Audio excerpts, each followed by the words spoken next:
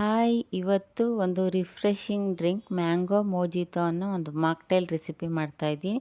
ಇದಕ್ಕಂತೂ ಒಂದು 5 ಇಂಗ್ರೀಡಿಯೆಂಟ್ಸ್ ಇದ್ದರೆ ಒಂದು 5 ಮಿನಿಟ್ಸಲ್ಲಿ ರೆಡಿ ಮಾಡ್ಕೋಬೋದು.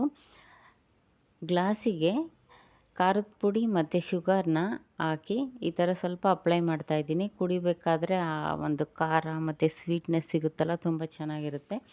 ಹಾಗಾಗಿ ಒಂದು 5ರಿಂದ 6 ಪುದೀನ ಎಲೆನ ಹಾಕಿ, ಒಂದು ನಿಂಬೆಹಣ್ಣಿನ ಹೋಳು, 1 ಸ್ಪೂನ್ ಶುಗರು, ಅರ್ಧ ಸ್ಪೂನ್ ಸಾಲ್ಟ್ ಹಾಕಿ ಸ್ವಲ್ಪ ಚೆನ್ನಾಗಿ ಕ್ರಷ್ ಮಾಡ್ಕೋಬೇಕು. ಅದರಲ್ಲಿರೋ ಫ್ಲೇವರೆಲ್ಲ ಸ್ವಲ್ಪ ಬಿಟ್ಕೋಬೇಕು.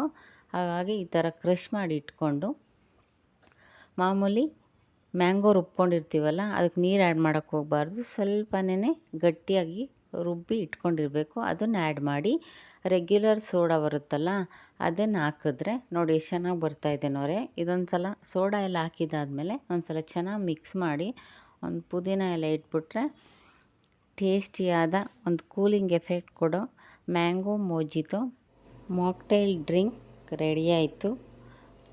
Thank you.